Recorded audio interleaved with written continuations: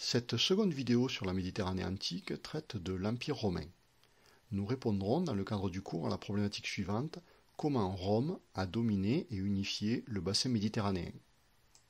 Après une période durant laquelle Rome fonctionne sous le régime de la République, la fin du 1er siècle avant Jésus-Christ voit l'avènement d'un autre modèle politique, celui de l'Empire.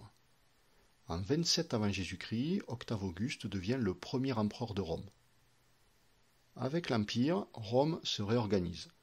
L'empereur joue un rôle central, il est le chef des armées, le chef religieux et politique. Il réunit tous les pouvoirs entre ses mains. Le Sénat romain est toujours présent.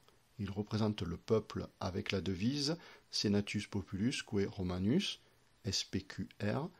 Ses avis restent consultatifs, l'empereur n'est pas obligé de les suivre, mais pour s'assurer le soutien du peuple, ce qu'on appelle la plèbe, ils sont presque toujours suivis. Ce système est donc une nouvelle organisation politique pour Rome. En même temps, Rome domine la Méditerranée. Au IIe siècle de notre ère, l'Empire est à son apogée, sous Trajan, 98-117. Cet empire est organisé en provinces, comme par exemple la Macédoine, la Judée, la Numidie ou la Narbonnaise.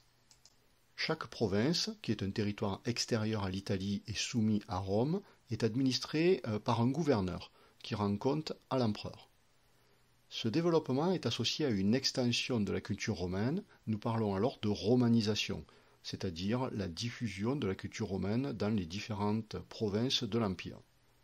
Cette culture romaine est également marquée par un brassage culturel et religieux avec les populations qu'elle rencontre.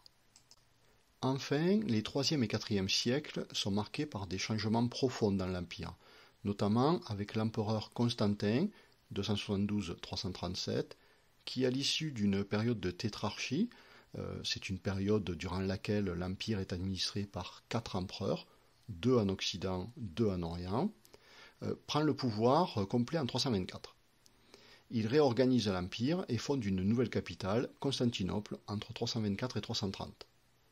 Il joue un rôle capital dans la christianisation de l'Empire, avec notamment l'édit de Milan en 313, par lequel il y a acceptation du christianisme, et le concile de Nicée en 325 qui affirme le dogme chrétien.